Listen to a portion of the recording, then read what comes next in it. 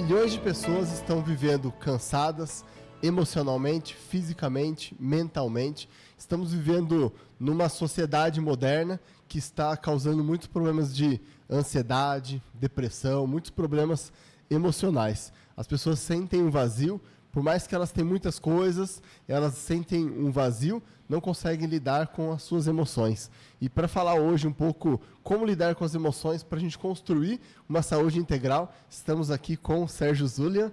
Isso. Obrigado, Sérgio. É uma honra estar te recebendo aqui. Sérgio, psicólogo, falar um pouquinho sobre as emoções. Se quiser se apresentar, fica à vontade, tá, Sérgio? Isso. Agradeço, André, o convite. Meu nome é Sérgio Zulian, sou psicólogo clínico, tenho 10, 11 anos, mais ou menos. Tenho atualização em psicologia clínica e, recentemente, uma pós-graduação em neuropsicologia. Tudo isso voltado para a saúde emocional, para ajudar as pessoas da melhor maneira possível. Né? Legal. Acho que a gente vai falar um pouquinho sobre neurociência, que acho que vai agregar bastante, né? Estamos nessa sociedade moderna, né, que tem adoecido as pessoas com ansiedade, com depressão, estresse, né? Então, as pessoas vivem num estilo de vida mais sedentário, muita tela, né? Então, esse estilo de vida está acabando adoecendo um pouco as pessoas, né? Então, eu queria falar um pouquinho sobre essa geração, né? Essa era moderna que nós estamos vivendo, né? Então, essa é a geração mais ansiosa, essa é a geração com mais problemas emocionais? Sim, essa é uma grande verdade, né? Inclusive, não sei se é de conhecimento da maioria, o Brasil alcançou o número 1 em ansiedade no mundo. Né? Então, infelizmente, é considerado o mal do século, vamos dizer assim. Né? Ansiedade, principalmente ansiedade, depois depressão. Né? Legal. E o corpo acaba pagando o preço da mente, né? Então, tem alguns estudos que mostram, né, que a quantidade de conhecimento, a quantidade de processamento que o cérebro faz hoje, com a quantidade de informação, estilo de vida, tem sido muito grande, então isso tem acelerado muito o nosso cérebro, o nosso corpo. Como isso acaba prejudicando as nossas emoções? Tá. Vamos pensar assim, da seguinte maneira. Na terapia, é bem comum que a gente faça releituras, né? Uma dessas releituras, ela parte do princípio de explicar, por exemplo, dentro do contexto de ansiedade, André, é assim, a gente sempre tenta mostrar para as pessoas que a ansiedade por si só, ela é uma defesa do nosso corpo, né, no sistema nervoso autônomo, né, o periférico, e o objetivo é preservar a vida humana. O problema da ansiedade é quando ela foge ao controle. Hoje, com a psicologia moderna, mais atualizada, o que a gente percebe é que aquele medo primordial, né, aquele medo ancestral de morrer, né, esse é o grande pilar central, vamos dizer assim, né, da ansiedade. Esse medo de morrer hoje migrou para um medo de morrer social, onde se eu falar alguma coisa errada, eu posso ser excluído de um grupo, se eu não defender determinada pessoa de um partido, de uma religião, eu posso perder meus amigos. Então, vamos pensar assim, talvez até para o próprio advento do excesso de comunicação, de tela, de redes sociais, o mundo ficou cada vez menor. Né? Eu lembro que quando a gente era criança, a gente aprendia que o mundo estava em globalização, né? E isso estava aproximando os países. Sim. Hoje, com a internet, o mundo está dentro da nossa casa. Sim. Né? Então, essa pressão por acertar na sociedade é que está aumentando esse medo social das pessoas, né? Alimentado, né, muitas das vezes por causa de redes sociais e coisas do tipo. Legal. A gente vai falar um pouquinho mais também sobre ansiedade, um pouquinho também sobre espiritualidade, que você falou da questão do medo de morrer, mas uma coisa que está muito conectado com isso é a questão do estresse, né? Então, um pouco do que você falou está bastante conectado com o estresse. Então, você gostaria de falar um pouquinho também sobre o estresse e como isso reflete no nosso corpo? Isso, exatamente. Porque pensa assim, quando a gente pensa em estresse, a gente vai entender assim, que a psicologia pegou essa palavra emprestada da física e da mecânica. Né? Lá na física e na mecânica, é entendido por estresse quando materiais se atritam, né? Eles começam a friccionar, ali molecularmente falando, né? Ele começa a se deteriorar, pode até fundir, né, os materiais ou até se desgastar.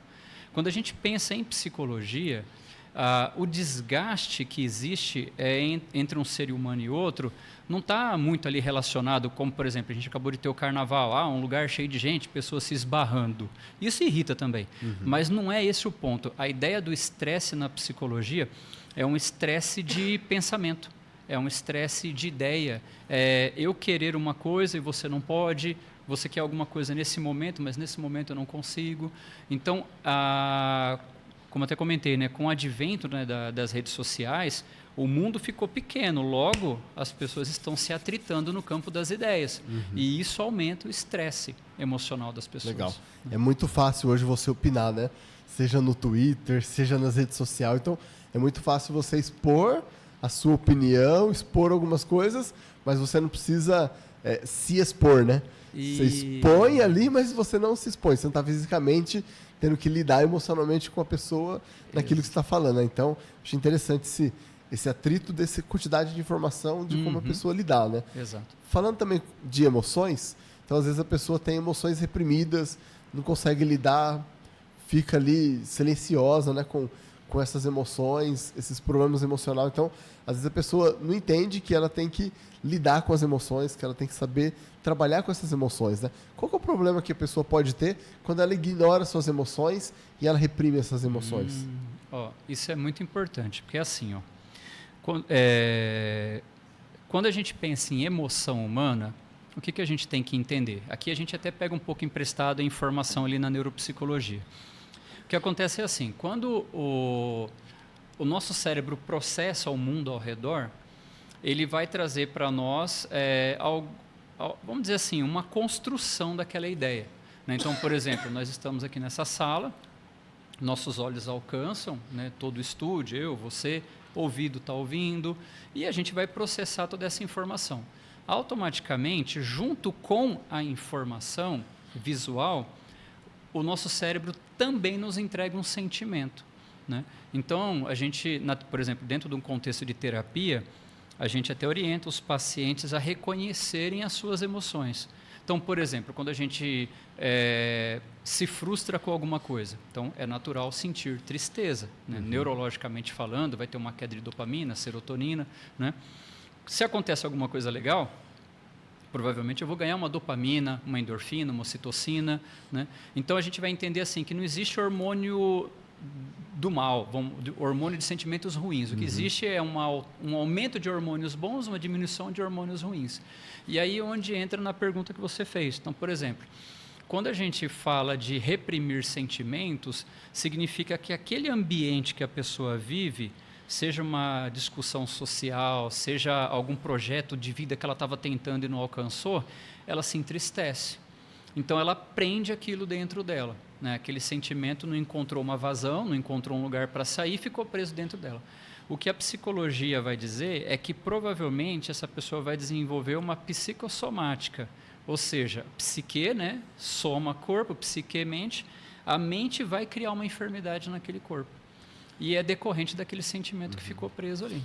E quando eu estou com as emoções à flor da pele, né, que é um ditado popular, me saem umas manchas, né? Então tem um nome técnico para isso, né? Então, assim, se você reprime aquilo e não consegue lidar, seu corpo vai expor aquilo de alguma forma, né? Isso, exatamente. E é tudo conectado, né? Tanto a mente está conectada ao corpo, como o corpo está conectado à mente. Os antigos, né, tinha até alguns linguajares, né, que talvez não tinham, talvez não, provavelmente é uma chance muito grande deles não terem uma explicação científica para aquilo, mas eles tinham experiências de vida. Então, por exemplo, quando a gente fala assim, nossa, que pessoa enfesada. Então, essa ideia, né, a pessoa está cheia de fezes. Sim. Então, o que significa isso? Provavelmente ela está desenvolvendo uma irritabilidade, porque o intestino dela, que é um segundo cérebro, né, ele está constipado, ele está preso. E está preso por quê? Porque ela não quer soltar alguma coisa, né, psicologicamente falando, né? Ela está presa a algum sentimento, ela está presa a algum momento, automaticamente ela está sentindo raiva. Essa raiva vai ser refletida no ambiente, na maneira dela de lidar com as pessoas, de dar uma resposta e assim por diante. Legal. Então, o corpo é o reflexo das nossas emoções. Exatamente. É muito interessante isso daí. Queria falar um pouquinho sobre autossabotagem, né? Então, estamos aqui, chegando final de fevereiro, pós-carnaval, todo começo de ano, vem as metas, vem os desafios, né? E aí o que acontece? A pessoa vai lá, dá aquele voo de galinha, né? Eu vou na academia, eu vou fazer dieta, eu vou começar a fazer algumas coisas e tal. Então, provavelmente agora, pós-carnaval, finalzinho de fevereiro, muitas pessoas já estão no processo que já desistiu, já abandonou, não conseguiu ter constância, disciplina. Como as emoções podem nos auto-sabotar? Como as emoções influenciam esse nosso estilo de vida, esse nosso desejo de tentar uma mudança, de parar de comer um doce, de querer cuidar da saúde, de querer fazer algumas coisas? Como que as emoções influenciam nisso? Aqui a gente tem alguns pontos que são importantes para a gente entender, né? Até para o pessoal que está assistindo, né, que vai assistir depois. Esse voo de galinha que você falou é até interessante porque é uma grande verdade, né? Todo mundo chega no final do ano. Bom, primeiro que a gente já quer chegar no final do ano com alguma meta. Uhum. Não consegue, né? Ou não conseguiu. Aí, o que se faz? Renova a promessa, né? Não, agora vai. 2026 vai ser para valer. Ele se empolga, ele se anima, e aí ele entra janeiro mesmo e viu que não aconteceu nada daquilo. Fevereiro, igual você falou, já está quase na metade, indo para o final, e a pessoa não consegue, né? Então, por que isso, né? Porque a palavra é bem essa mesmo. Por que essa autossabotagem, né? Porque essa própria pessoa não é ninguém, porque ela mesma não consegue alcançar os seus objetivos. A grande questão é assim, né? Tem um livro que chama Psicologia e Formação, né? Do Mananti e o Sensini, que são 2 psicólogos italianos, um livro que eu gosto muito. E ele vai falar assim que o ser humano ele é guiado dentro de uma dinâmica. Então, por exemplo, existe o eu atual e existe o eu ideal. O eu ideal é aquela versão nossa em que ali tudo funciona. Lá a gente é bonito, é inteligente, ganha bem, alcançou seus objetivos, fez a viagem dos sonhos. Essa é o eu ideal. Esse é o eu ideal criado. E ele só existe por causa do eu atual. É o eu atual que olhou as próprias condições de vida, a própria identidade, percebeu de alguma maneira, né, seja vendo um vídeo, lendo um livro, seja numa palestra, um podcast, ele olhou e falou assim, poxa vida, eu podia ser melhor, eu podia melhorar, né, poderia alcançar alguma coisa a mais. Então ele projeta essa ideia do eu ideal. Só que o Mananti, ele vai dizer, né, o Mananti e o Sensini, eles vão dizer que quando eu saio em direção à busca desse eu idealizado, lembra que esse eu idealizado ele só era mantido por causa daquele eu atual. Só que aquele eu atual não existe mais, porque agora eu me mexi um pouco. E aí vai acontecer um fenômeno, a pessoa vai se perder em algum momento. Por quê? Porque ela saiu daquela zona conhecida, aquela zona de conforto, e agora ela entrou numa zona de desconforto, né? Então, quando a gente fala de saúde emocional, por exemplo, que sabota um ser humano, pensa nisso, né? Então, por exemplo, vamos pensar em questão de dieta, né? Às vezes a pessoa fala assim, poxa vida, eu preciso fazer uma dieta. Mas por que ela precisa fazer uma dieta? Então, provavelmente porque o médico falou, sua pressão não está legal, você está com diabetes, né? Ou então ela viu aquela foto de família, não gostou esteticamente do que enxergou ali e falou, poxa vida, está todo mundo tão arrumadinho, só eu que não. Então, ela deduziu que precisaria mudar. Só que, quando ela dá aquele primeiro passo, sei lá, se inscrever numa academia, baixar uma dieta, pagar uma nutricionista, ela saiu daquela zona de conforto. E aquela zona de conforto para ela era muito boa. Ela podia comer à vontade, dormir à vontade, acordar à vontade, não tinha pressão. Só que agora, para alcançar esse eu idealizado dela, precisa de muito esforço, precisa de muita dedicação, e ela vai ter que romper com aquela identidade velha. E é nesse ponto que a maior parte das pessoas desistem. Por causa dessa dificuldade que é deixar uma zona tranquila e passar para uma zona que nem ela conhece direito, né? Ela não está familiarizada com dietas, com treinos, aqui no contexto de emagrecimento, mas tem muitos outros. Legal. Né? Então a pessoa pensou naquilo, projetou aquela nova identidade, vai buscar, vai ter essa dificuldade de escorregar nesse ciclo, né? Então, como eu mantenho constância, como que... Exatamente. Então, assim, o que você orientaria para a pessoa que está nesse momento, né? Eu escorreguei, eu estou nesse ciclo, estou tentando quebrar esse ciclo, e ela fica começando e parando, e aí ela fica mal porque ela começa a não ter resultado, já abandona. O que você orientaria a pessoa para ela conseguir ter essa consistência para chegar no destino que ela projetou? Legal. O que a gente pode fazer para alcançar o objetivo, não importa qual seja, a gente precisa de conhecimento. A gente precisa de método, a gente precisa de meta, a gente precisa de técnica, né? Então, por exemplo, às vezes a pessoa... Vamos pegar esse contexto aqui de saúde física, né? É mais fácil, mas aí cada um em casa aplica no seu próprio sonho. Então, vamos pensar assim, quando a pessoa fala assim, eu quero emagrecer, eu quero ter um corpo bonito. Mas emagrecer quanto? Né? Em relação ao quê? Né? O que é esse corpo bonito que você está buscando?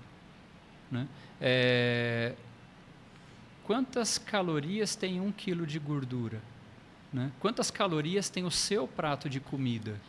Quantas calorias eu perco em um dia de academia? O que está acontecendo aqui? Mas é um monte de perguntas sobre números e cálculos. Exatamente isso. Porque se a pessoa não entende o mínimo do que ela está se propondo a fazer, ela não vai chegar em lugar nenhum, né? Porque ela não tem referência. Então, ou seja, a solução para que cada um de vocês, né, cada um de nós aqui alcance nossos sonhos, nossos objetivos, o que a gente precisa é de conhecimento. Então, como eu faço isso? Quanto tempo leva para isso acontecer? Eu alinho as minhas expectativas, eu faço um cronograma, eu planejo, e de acordo com a minha ansiedade, ou com o meu desejo, ou com a minha pressa, eu coloco uma data que é plausível, que é possível, e aí eu starto o projeto. Se eu não tiver essa ideia, eu não saio do lugar, eu fico Legal. patinando mesmo. Bacana. Esse é um trabalho que eu faço na mentoria, né? Às vezes a pessoa sozinha, chegar nesses pontos, ela tem dificuldade, né? Mas tendo alguém que já traçou aquela jornada, saiu do ponto A, foi até o ponto Z, sabe qual que é o ponto B, sei então qual que é o passo a passo que ela tem que fazer, ajuda e acelera no processo. A mentoria é muito importante. Né? Dentro da terapia, esse é o papel do psicólogo. Legal. O nosso papel não é ser mais um dizendo para a pessoa o que ela tem que fazer. Sim. O papel do psicólogo é mostrar para a pessoa como a mente funciona, como o cérebro funciona, como as relações funcionam, e aí ela passa a calibrar a expectativa dela e agir da maneira correta. Legal. Ela se entendeu o contexto, e aí na psicologia vai ajudar ela a dar esse espaço para ela conseguir realizar o que ela Essa é a ideia. também quer. Essa é a ideia. Bacana. Tem um próximo ponto aqui que está bastante conectado com esse, né? Que é as crenças limitantes, né? Então, às vezes eu não sou capaz, eu não consigo, eu tentei, parei, estou nesse ciclo, né? Então, como que as crenças limitantes podem controlar a nossa vida, pode nos bloquear no dia a dia de conseguir essas metas, resultados, de conseguir essa nova identidade? Isso.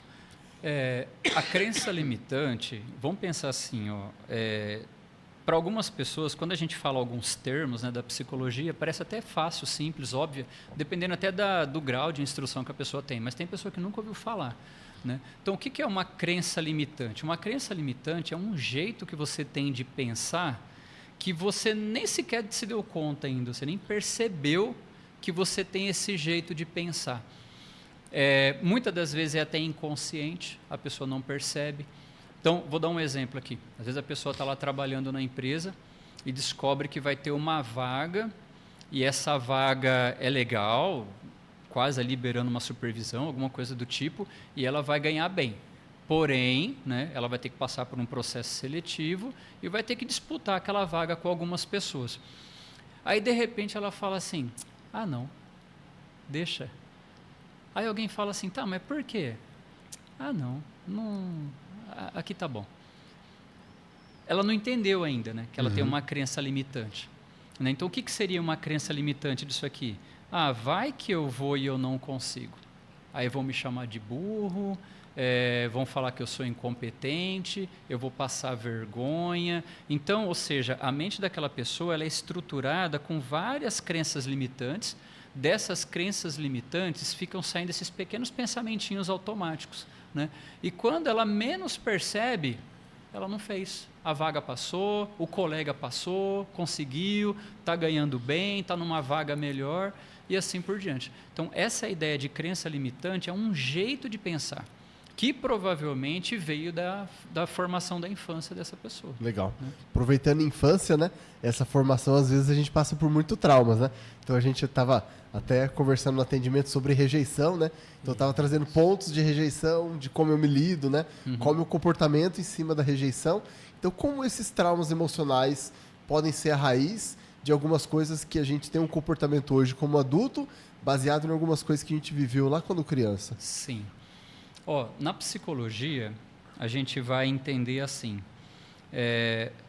Algumas pessoas, talvez até por medo, por defesa, né, do inconsciente, aqui até pegando um gancho na psicanálise, muitas pessoas elas têm alguma reserva em relação ao passado.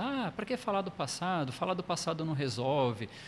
O passado já foi, né, não tem mais como voltar lá. A ideia de trabalhar o passado na terapia realmente não é voltar no passado, porque não se volta mesmo. Mas a gente entende assim, né? Aqui fazendo, né, uma ponte entre psicologia e neuropsicologia. O que a gente entende é que tudo o que o ser humano experimentou na vida foi registrado pelo cérebro dele, né? Aquilo ali entrou nas memórias, foi processado, foi entendido naquele momento e dado uma resposta.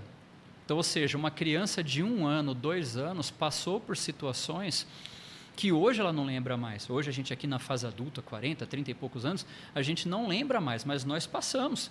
A gente prendeu um dedo na porta, um cachorro mordeu o nosso dedo do pé, alguma coisa aconteceu que naquele momento o nosso cérebro precisou entender aquela situação e nos deu um comportamento-resposta.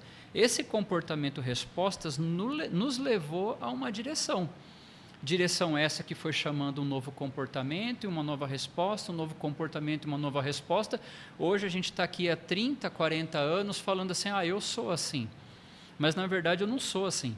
O que aconteceu é que lá atrás, em algum momento, eu peguei um desvio, eu comecei a seguir esse desvio até hoje. Então, quando a gente fala de traumas infantis ou traumas na infância, o que significa isso é que tudo que nós passamos na vida e que foi elaborado, né, seja por bem ou por mal, nos acompanha até hoje como consequência daquela escolha, né?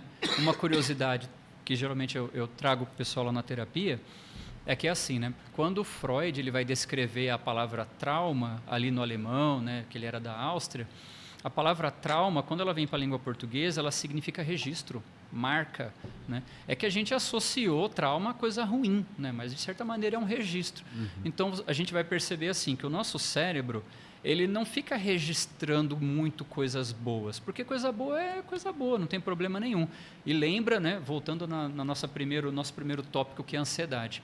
A estrutura da ansiedade é o medo de morrer, morte física mesmo. Hoje na era moderna também medo de morrer socialmente. Então, essa dinâmica, o nosso cérebro fica preocupado o tempo inteiro. Então, os traumas, por padrão, ele é sempre registrado coisa ruim. Ou seja, você vai lembrar daquele arroz azedo que você comeu, mas você não fica lembrando dos bons. Porque o bom não te faz mal, o azedo pode te fazer mal, né? Então, é por isso que os traumas, desde a infância, eles são fortes e registrados, porque o cérebro ele fala, guarda essa informação porque isso aqui foi feio. Vamos evitar isso aqui. Aí a gente começa a fazer os comportamentos de evitação, né? E chegamos aqui na fase adulta dizendo, eu sempre fui assim, eu sou assim. Quando, na verdade, como eu te falei, foi só uma rua que nós entramos lá atrás com a pouca informação que a gente tinha, né? Ou seja, o que uma criança de 1 ano podia decidir sobre nós de 40 hoje, né? Mas ela decidiu, porque ela precisava tomar alguma decisão naquele momento. E o resquício dessa decisão está com a gente até hoje. Legal. Eu gosto bastante do termo ressignificar, né? Você volta no seu passado, pega aquela experiência, ressignifica ela de forma que ela vai te ajudar hoje, vai te dar força e vai trazer algumas coisas boas para você, né? Exato. Então tem muito jargão, né? Aquilo que você passou faz parte da sua formação, pro seu propósito, pro seu caráter. Então quando a gente fala de ressignificação, né? A gente ir no passado. E uma forma de curar, né? De ressignificar aquilo, para aquilo também ser algo bom para a gente mesmo, que foi uma experiência muito ruim, né? Como que você vê a parte da ressignificação? Isso ressignificação na psicologia é tipo carro-chefe, né? A gente trabalha muito com releitura e ressignificação justamente por causa disso, né? Porque o nosso eu criança, 2, 3, 5, 10 anos, ele fez o melhor que podia com o que tinha, né? Então, hoje, na fase adulta, quando você pode voltar em um tema, por pior que seja, hoje você adulto, você vê diferente. né? Você fala assim, eu já, por exemplo, na terapia eu já fiz muito isso, de falar para a pessoa assim, vou dar um exemplo, né? Teve uma vez uma pessoa que contou que quando ela era criança, ela sofreu um bullying lá, o óculos dela caiu no chão e a molecada ficou chutando o óculos dela. E ela ficou chorando e não pegava o óculos. Eu falei, se fosse hoje? Eu falei, se fosse hoje eu tinha dado um soco na cara de todo mundo e pego o meu óculos. Eu falei, tá vendo? Então, ou seja, a gente ficou preso a uma experiência, mas naquele momento o que dava para fazer era aquilo. Então a gente faz as pazes com o nosso eu criança, a gente perdoa nosso eu criança, porque, ele fez o que ele podia com o que tinha.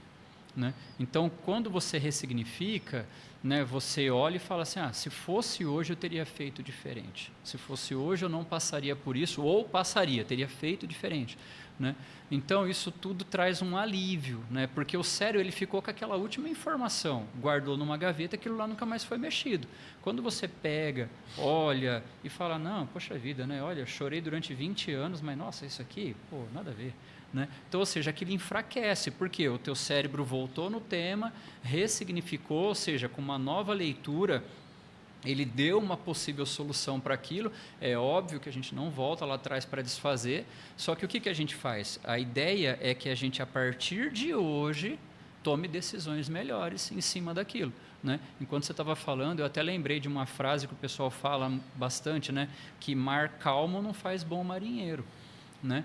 Então, ou seja, muitos de nós falam assim, nossa, eu gostaria de ter a paciência daquele fulano, gostaria de ter a sabedoria daquele ciclano, mas ele não sabe o quanto de luta aquela pessoa precisou passar para desenvolver a habilidade da paciência. Ela não sabe quantos livros, ou quantas palestras, ou quantos filmes aquela pessoa assistiu para alcançar um nível de sabedoria que ela considera bom. Né? Então, ou seja, eu acho que querer evoluir sem luta não vai acontecer, não Legal. vai rolar. Hoje a gente vive num mundo, né, que as pessoas têm muita luta, muita dificuldade, né, muito excesso de informação, muita coisa ao mesmo tempo, e o burnout é a doença mais nova ali do século. Né? Então, muitas pessoas estão nesse momento, às vezes a pessoa está cansada mentalmente, fisicamente, emocionalmente, e às vezes a pessoa não entende o porquê que ela está com aquele esgotamento daquele jeito, né? Ela não tem disposição para nada, não consegue fazer nada, só fica deitado, né? O que é o burnout? Como que o burnout tem prejudicado as pessoas? Como que esse excesso tem prejudicado as pessoas, a saúde mental, física e emocional? Nossa, esse é um grande tema, viu? Vamos pensar assim, ó. Eu lembro, lá nos anos 90, eu lembro quando nasceu o termo estresse. Eu lembro que passou até, acho que no EPTV, eu era criança, aí tinha uma repórter explicando o que era estresse. Ninguém sabia o que era. E a gente viveu o tempo suficiente para ver nascer outras expressões, inclusive burnout. Né? Para quem não conhece ou não está familiarizado, né, o termo burnout, ele significa queimado. Né? Ele queimou, é a mesma coisa que queimar um fusível, queimar um tecido, uma instalação. A ideia é que sobrecarregou e queimou. Queimou a televisão, queimou o liquidificador. Né? Então, hoje a gente entende, né, que esse transtorno, né, ele tem ganhado grandes proporções, até porque o ser humano, ele, de alguma maneira, ele não entendeu muito bem as tecnologias e como deveria ser usada. Por quê? Né? Todos nós aqui, né, nós somos a geração que tramitou ali entre um mundo analógico e o mundo digital. Né? No mundo analógico, a gente mandava cartas, esperava a carta chegar, a pessoa respondia, depois a gente mandava de volta. Então, ou seja, a gente desenvolveu uma resiliência e uma capacidade de paciência muito grande para poder viver a vida. A vida era mecânica, né? Você tinha que andar até um orelhão, nem todo mundo tinha telefone, tinha que andar até uma caixa do correio. Quando a internet chegou, ela chegou com a seguinte promessa: a vida vai ficar mais fácil. O tempo que você gastava escrevendo uma carta, enviando uma carta, hoje você pode ficar com a sua família, você pode cuidar do teu cachorro, você pode cuidar da tua planta. Foi o que a gente fez? Não. Né? No lugar da carta, a gente encheu de serviço naquele espaço. E aí chegou, eu lembro quando chegou antes do WhatsApp, tinha um amigo meu da Itália que me apresentou o VoIP, que era voz por IP. Eu falei, mas como que é isso? Ele falou, nossa, você pode mandar texto, né? Olha, você pode mandar até áudio, desde que você esteja conectado numa internet. Eu falei, caramba, e a gente era tudo da época do ICQ ainda, né? Era totalmente precário, vamos dizer assim. E aí, qual que era a ideia? Não, porque isso aqui agora vai facilitar a vida, né? Ao invés de você ter que digitar e-mail e mandar, e às vezes até correr o risco de escrever um e-mail errado, mandar o endereço errado. Agora não, você já pode conversar instantaneamente com as pessoas. Isso vai facilitar muito a vida das pessoas. O que a gente voltou a fazer de novo com os horários vagos? Enchemos de serviço novamente. Então, o que é o burnout? O burnout nada mais é do que um cérebro esgotado. Hoje o fluxo de informações é tão grande que a nossa mente não está mais dando conta de processar, né? E aí, diga-se de passagem, né? Tipo, não é que a psicologia é contra nada de tecnologia, não é isso. A gente usa e usa bem, né? Desde que saiba usar.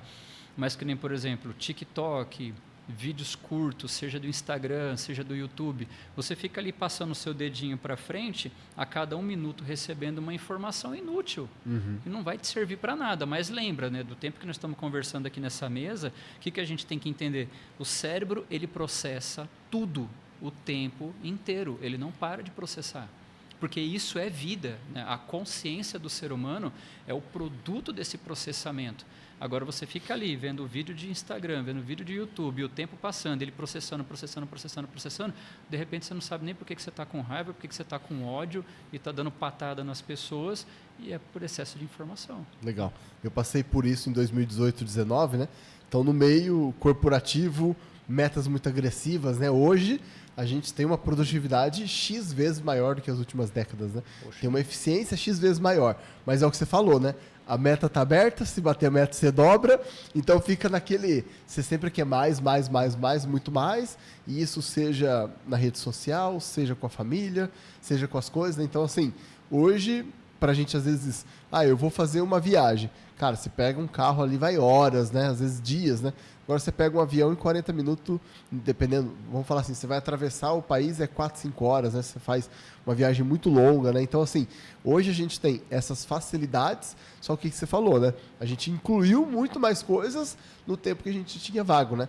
Então, enquanto eu estou limpando a casa, eu estou fazendo um estudo, eu estou ouvindo uma música, então, assim, a gente sempre quer fazer várias coisas simultâneo, né? Então, é onde que tem essa sobrecarga e chega uma hora que o cérebro, o corpo, ele fala assim, não aguento mais, né? Exato. O que todos nós aqui precisamos entender é que o nosso corpo, ele é um corpo biológico. E o corpo biológico, por mais que a gente tenha impulsos químicos e elétricos, mas ele segue a mecânica, ou seja, até para o olho mexer, ele leva um tempo, né, dentro do espaço para poder se locomover.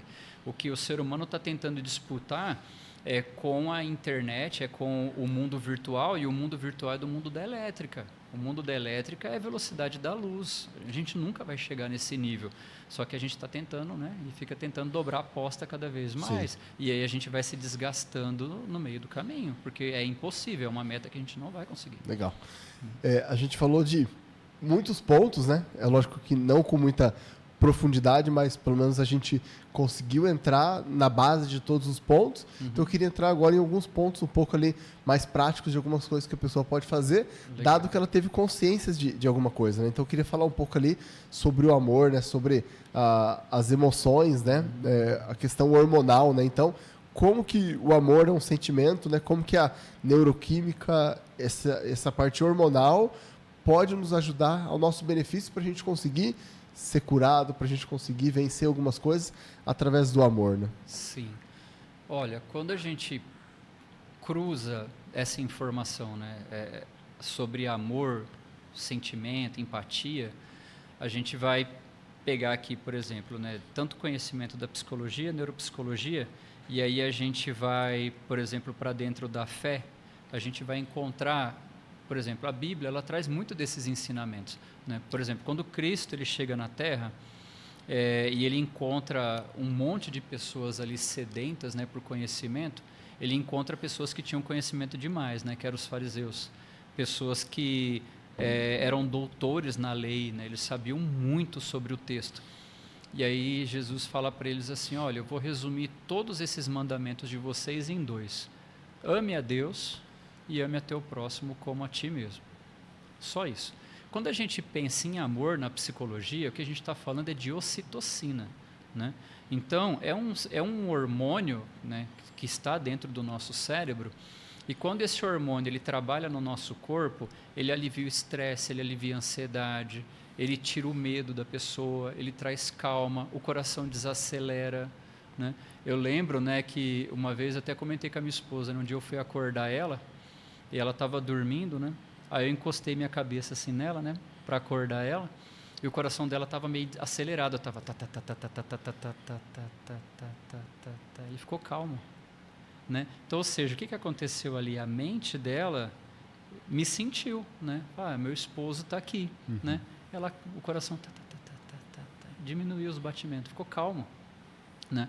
Então, quando Cristo, né, ele nos sugere, né, que a gente ame as pessoas, isso traz cura para o corpo, isso traz cura para a alma, isso traz cura para as emoções, né? Tem estudos que apontam, por exemplo, aqui é um estudo que até, assim, para algumas pessoas elas podem ficar chateadas com isso, mas é uma grande verdade. Tem estudos que dizem que só de haver divórcio, coloca o homem e a mulher em mais de 40% de chance do homem ter infarto e da mulher ter câncer de mama. Só de ter divórcio. Então, ou seja, parece um ato, civilmente falando, simples. Vai lá, chama advogado, um juiz de paz, separa e pronto. Mas não é simples assim. A alma sente, o corpo sente, né? Então, quando a gente fala de amor, a gente está falando de um sentimento que cura, né? Cura as pessoas, né? E é um exercício que todo mundo precisaria pôr em prática, né? Então, perdoar as pessoas que fizeram mal, Jesus ele falava muito isso, né? Que a gente deveria perdoar as pessoas que nos fizeram mal, porque uma vez que a gente perdoa, a gente libera, as mãos estão livres, a mente está livre e você pode seguir. Legal. Né? Então, acho que o amor ele é muito importante para a liberação do perdão, né? A pessoa te fez o mal, através do amor, você vai conseguir ter força para liberar um perdão e se soltar daquilo ali, né? Correto. E entender também, né? Porque, por exemplo, tudo é uma grande dinâmica, né? Então, mesmo uma pessoa que te fez mal, ou até mesmo a gente fez mal para alguém, uma pessoa psicologicamente saudável, ela não faz mal por prazer, né? Isso aí são os psicopatas, né? Os narcisistas, eles fazem mal por prazer. Mas as pessoas normais, elas não fazem mal por prazer. O que acontece é que elas estão buscando a própria felicidade. E nesse processo, elas criam mal, né? Então, quando, né, se a gente é vítima de alguém que estava em busca da própria felicidade e ali te passou a perna, roubou seu cargo, roubou seu marido, seu namorado, seja lá o que for, né, te queimou para o vizinho, né, o amor é o quê? É entender que essa pessoa ela não é evoluída ainda psicologicamente, espiritualmente, é uma pessoa que ainda está muito, né, pequena, né, ela precisa evoluir mais, né? É óbvio que não é papel nosso fazer ninguém evoluir, o que a gente pode fazer é se proteger, né? Então, a gente perdoar é o quê? É entender, deixar, né, e seguir em frente, né, na nossa própria jornada. Né? Bacana. A gente falou um pouco sobre o nosso corpo estar conectado com as nossas emoções, com a nossa mentalidade, né? Então, falando dessa conexão com o corpo, como que a atividade física pode trazer benefícios, né? E o sedentarismo pode trazer malefícios para o nosso corpo, né? Vixe, olha... Gente, se vocês pudessem, né, perceber o quanto que o exercício físico é bom, né? Vamos pensar assim, né? Isso para todo mundo, tá? Inclusive até para o pessoal que é religioso, né? Na história da humanidade, teve uma linha de raciocínio que acreditava que o corpo não era importante, né? Que o corpo era pecaminoso, o corpo era mau, então ele tinha que ser desprezado, né? Talvez numa história até um pouco mais recente, 1600 mais ou menos, a gente tinha os puritanos, né? Os puritanos que foram os grandes evangelizadores dos Estados Unidos. Eles acreditavam que o corpo era tão mau que, por exemplo, na relação sexual entre marido e esposa, eles colocavam um lençol entre eles para não sentir o próprio corpo. Então, mentalidades como essa, lembra que eu falei, né? Lá na infância, você toma uma decisão que te norteia. Se você pegar a humanidade como um todo, alguém lá atrás tomou uma decisão que está norteando a gente até hoje. Então, é muito comum as pessoas não valorizarem o corpo por achar que o corpo é desprezível. Só que não é verdade, né? Nós somos uma dicotomia, uma tricotomia, né? Alguns até falam, né, que do mesmo jeito que tem o Deus Pai, Filho e Espírito Santo, tem o corpo, a alma e a mente, né? Enfim, o ser humano, ele é um ser que ele habita um corpo. Então não existe uma separação entre mente ou corpo. Existe mente e corpo, né? Então tudo que eu faço no corpo reflete na minha mente e tudo que eu faço na minha mente reflete no meu corpo, né? Então, quando a gente fala de exercício físico, por exemplo, eu sempre recomendo lá na terapia, né? Como eu faço academia, é o esporte que eu gosto, né? Já faço há muitos anos, então eu sempre recomendo. Então, por exemplo, só de você ir na academia, você vai receber endorfina, né? Porque você fez exercício, você vai receber dopamina por você ter tido coragem de realizar alguma coisa. Você vai receber ocitocina, porque lá você vai fazer as amizades. Você vai aumentar a sua serotonina também, que vai te trazer uma alegria, porque você bateu uma meta, você ficou conversando com a galera ali, se distraiu, brincou. Então, ou seja, só de frequentar uma academia, você já recebe 4 dos 5 hormônios que a gente precisa. Legal. Né? Eu gosto bastante da corrida, mas às vezes não atende todo mundo, que às vezes está no sedentarismo, né? Porque a serotonina que ela produz, ela é muito grande. E aí faz um bem danado pro intestino, o intestino faz um bem danado pro restante do corpo. Então, a corrida é um dos esportes que eu também gosto de fazer por conta disso, né? Sim, faz muito bem, né? Sim. E você quer ver uma curiosidade legal? Por exemplo, todo esporte, ele estimula a lateralidade no ser humano, né? Então, por exemplo, no caso da corrida, você tem ali perna direita, perna esquerda, você tem alinhamento de corpo, pisa com ponta de pé, calcanhar. Então, todo esse procedimento, ele estimula teu cérebro, né? Então, no caso da academia, a gente faz tanto exercício, né, duplo ou alternado. Então, o que está acontecendo? Você está trabalhando lateralidades do teu cérebro. O que isso vai refletir? Além de uma mente saudável, você vai se tornar mais inteligente, né? Por quê? Porque existem, por exemplo, estudos neurológicos que falam que só de você pular com a perna direita, seja para frente, para trás, direita, esquerda, você está ativando o seu lado da matemática, o seu lado de multiplicação, divisão, subtração, só de pular com a perna. Legal. Você não precisa nem sentar com um livrinho de matemática, só de você pular com a perna para frente e para trás, você ativa o seu lado de exatas. Bacana. Você vê que interessante? Bacana. Falando sobre o corpo também, né? Como que a alimentação pode influenciar, né?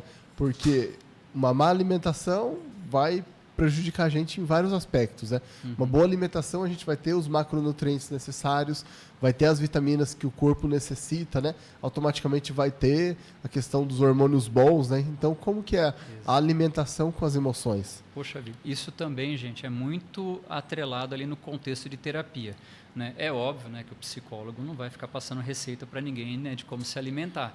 A gente sempre recomenda que vocês procurem um nutricionista, né, que de preferência tenha ali alguma especialização na área das emoções. Mas que nem, por exemplo, quando a gente fala de alimentação, a gente tem que separar, né, em 2 categorias, que são os macronutrientes e micronutrientes. Macronutriente, carboidrato, proteína e gordura. Proteína vai para os músculos. Todos os carboidratos vão virar gordura, porque gordura é o combustível do corpo. E gordura já é gordura e pronto, acabou, né? Então, o que acontece? Isso aqui já mantém o corpo funcionando. Aí a pessoa quer ser feliz, mas não quer comer carne, não quer comer proteína. Vai ter déficit, né? Então, ela vai começar a ter sarcopenia, né, que é ela perder massa magra. Aí, numa dessas, ela começa a sentir impacto nas articulações, porque já está começando a relar osso com osso. Ela vai ficar triste, ela vai ficar chateada e impactou as emoções. Vai ter dor, né? Vai ter dor, que não é legal, ela vai dormir com dor, né? E isso mexe com as emoções da pessoa. E os micronutrientes, que está muito relacionado também com as emoções, que é assim, os micronutrientes são os minerais que a gente consome, né? Então, por exemplo, existe uma correlação muito grande entre a falta de vitamina B com depressão. E existe uma relação da falta de vitamina D com ansiedade, né? Então, ou seja, se a pessoa ela tem uma alimentação ruim, né? Seja por falta de oportunidade ou falta de conhecimento, o que acontece é que isso vai impactar na saúde emocional dela, né? Então, excesso de metal no corpo, né? Eu lembro que uma vez eu li um artigo sobre um médico que curou a depressão de uma mulher. Ele descobriu que ela tinha muito metal pesado no corpo, muito mercúrio, né? Então, ou seja, sim, está interligado exercício físico com a mente, está interligado uma alimentação com o bem-estar emocional também. Legal, né? Eu gosto bastante, queria conectar isso com Deus, né? Então, assim, eu gosto de falar bastante para as pessoas, para elas descascarem mais, né? E desembalar menos, né? Coma mais aquilo que Deus deu e coma menos aquilo que o homem fez, né? Então, quando a gente fala de Deus, fala de espiritualidade, de propósito, quando a gente fala das emoções, né? Existe um tabu de espiritualidade e emoções. Às vezes a pessoa não sabe discernir um e do outro, né? Então, como que é na psicologia essa questão da espiritualidade, fé, crença versus as emoções, né? Como que isso se cruza? Aqui é um ponto muito importante, né? Por exemplo, na faculdade a gente tem aula de antropologia religiosa, né? A antropologia religiosa, ela é uma área do saber humano que ela vai estudar como se dá a relação do homem com o divino, né? E aqui a gente não vai defender religião A ou B. É a ideia de como o ser humano lida com a ideia do divino, né? Para a psicologia, uma pessoa que tem fé, né? E aí não importa a religião dela, essa fé, ela enche essa pessoa de ânimo, de vigor, né? Para ela continuar vivendo e enfrentando sua vida. Eu lembro que um dos amigos do Freud, ele desenvolveu um meio até simples de saber se uma pessoa ia se matar ou não. Ele falava assim que era só você perguntar se ela tinha planos, né? Então, ou seja, pessoas que querem viver, elas têm planos, né? Então, o que acontece? Nós aqui no campo da matéria, nós temos nossos sonhos, nossos planos, nossas metas e a gente começa a ir atrás desses planos. Mas às vezes eles dão errado, né? Às vezes a gente perde um ente querido, às vezes um projeto realmente quebra e não dá certo. Aí a gente faz o quê? A gente se desespera, ou seja, a gente perde a esperança. E geralmente a fé, ela é uma área, né, do ser humano espiritual que ela nada de braçada quando as possibilidades acabam, né? Quando você recebe um diagnóstico, aí o médico fala, isso aqui não tem mais jeito. Aí a fé nada de braçada e fala, não, mas para Deus tem. Então a pessoa ganha um vigor, ela ganha um ânimo e nisso ela começa a correr atrás, né? Ela vai e faz a medicação correta, ela faz os curativos corretos, e ela faz exercício, ela muda a alimentação e de repente a cura veio, né? Então aqui pode existir, vamos dizer, dois tipos de cura, né? Existe tanto a cura biológica natural, que se ela tivesse se desesperançado, talvez ela nunca tivesse alcançado. Existe a cura, né, que a pessoa da fé acredita que Deus pode dar, né? Como no meu trabalho eu já escutei muita gente falar de milagre, de verdade mesmo, de ter nódulo de câncer e chegar na hora da cirurgia o médico abrir e não achar nada, né? Era uma criança, ela pediu para Deus tirar, chegou lá no dia da cirurgia não tinha nada, né? Com todas as radiografias mostrando que havia um tumor ali. Então a fé, ela é muito importante para ajudar o ser humano a continuar vivendo e a continuar em movimento, né? Lembra disso, né? Vida é movimento, né? E eu preciso ter esperança para me movimentar. Bacana.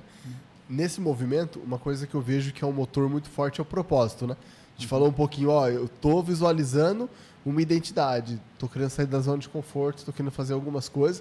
Então, como entender o propósito, como entender uma missão, uma direção, um significado, algo pessoal que Deus está trazendo para você, para poder te ajudar a isso através da fé e te levar para um lugar, né? Como que é essa questão do propósito, como que a pessoa identifica isso para ajudar ela a construir isso daí? Sim. Uma vez eu ouvi um pastor num podcast, ele falando assim, né? Existem orações que Deus não vai responder. Aí o entrevistador falou assim, mas por quê? Ele falou assim, porque para ele responder, ele teria que se tornar um pecador, um ímpio, e Deus nunca vai fazer uma coisa dessa. Então, ou seja, ele falou, aí ele concluiu, né? Ele falou assim, sempre peça para Deus coisas que Deus possa fazer sem macular a honra dele. Então, o que significa isso? Né? Muitas das vezes a gente tem sonhos, muitas das vezes a gente tem planos, mas esses planos, né, se fosse Deus vivendo no seu lugar, Deus faria? Deus realizaria? Né? Deus tornaria real? Né? Tem até um livro que eu li que falava sobre isso, né? Em seus passos, o que faria Jesus? Né? Era um bom livro para reflexão. Você faz uma pergunta, né? O que Jesus faria nessa situação? O que ele faria nessa situação? Então, quando a gente fala de sonhos, metas, propósitos, sempre você tem que ter em mente quais são os propósitos que você tem e se esses propósitos de fato estão alinhados com uma coisa que Deus faria, uma coisa que Jesus faria. É óbvio que aqui no mundo da matéria a gente tem algumas vontades, algumas coisas que não são totalmente espirituais, né? Então, por exemplo, ter um bom trabalho, ganhar mais, para poder ter uma comida melhor, um carro melhor, isso não é problema nem pecado nenhum, né? E também não é vaidade, né? Desde que você não torne vaidade, né?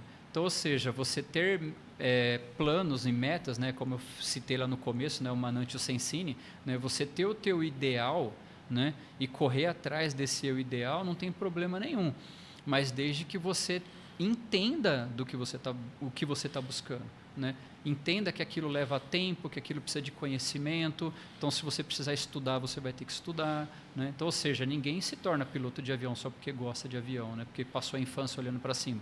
Você tem que ir lá e fazer um curso, né? E de brevet em brevet, você vai juntando uma carga horária com 3.000 horas, alguma coisa assim, você já pode se candidatar em grandes empresas, né? Então, ou seja, não tem magia, né? Não tem magia. Deus abençoa, Deus dá o dom da vida todo santo dia, para que a gente possa continuar os nossos projetos. E a ideia, né, principalmente daquele que é de fé, ele entender que os projetos deles não pode e não deveria ofender Deus, porque Deus não vai te ajudar em projetos que ele mesmo não realizaria. Legal. Para a gente estar encerrando, então, Sérgio, qual que é a mensagem que você gostaria de trazer para a pessoa nesse sentido de cura? Você falou um pouquinho agora de Deus. O que você tem de mensagem para a pessoa que está buscando esse caminho da cura, da transformação? Gente, é o seguinte, o que eu posso passar para vocês é o que eu vejo todo dia no meu trabalho e é uma coisa que eu pratico na minha vida, né? Em Oséias tem um texto que diz assim: meu povo perece por falta de conhecimento, né? Então, o que significa isso? O conhecimento, ele é muito importante, Muitas das vezes a gente fica batendo cabeça na vida e a gente não entende que aquela dificuldade que a gente está passando é por atos nossos mesmos, sabe? Seja ele consciente, seja ele inconsciente, mas aquilo é a nossa história, aquilo é a nossa vida. Se eu não entender o que eu estou fazendo e buscar mudar o meu comportamento, o meu jeito de ser, o meu jeito de acreditar, não vai ter diferença nenhuma, né? Tem até uma frase que fala isso, né? Se eu não me engano, acho que ela é mais ou menos desse jeito. Como é que eu quero algo novo fazendo aquilo que é velho? Né? Então, não tem jeito, né? Eu vou até citar aqui um exemplo. Uma vez eu conheci uma pessoa, né, dentro de um contexto de terapia, e essa pessoa falou assim para mim: Sérgio, eu lembrei de uma das últimas conversas que eu tive com meu ex-marido antes da gente se separar. Eu falei: e o que você lembrou? Ela falou assim, eu lembro que ele olhou para mim e falou: o que você queria? Você me achou num bar. Aí eu olhei para ela e falei assim: e ele não tinha razão? Ela falou: tinha. Eu falei assim: então, esse aqui é o grande problema da maioria de nós. Pega um sapo, beija ele, depois briga com o sapo porque ele não virou um príncipe. Uhum. Ele é sapo, caramba, né? Ele não vai virar príncipe nunca. Então, esse é o conselho que eu dou para vocês para a gente encerrar essa parte aqui, né? Busque conhecimento. Não tem como você mudar a sua vida, seja ela na dieta, seja ela no relacionamento, seja ela na espiritualidade. Não tem como você mudar a sua vida se não for por meio de conhecimento. Você tem que entender do que você está querendo, você tem que entender aquilo que você está buscando, traçar meta, objetivo, método, buscar ajuda. Se você não tem conhecimento, busca ajuda de um coach, de um profissional, de um psicólogo, de um pastor, de um padre. Busque a ajuda de pessoas que podem te ajudar a chegar nesse teu sonho. Senão você vai ficar só no voo de galinha, né? Legal. Obrigado, Sérgio. Obrigado, pessoal. Então, esse foi mais um podcast nosso do Resgatados Cast. É isso aí. Valeu. Até mais.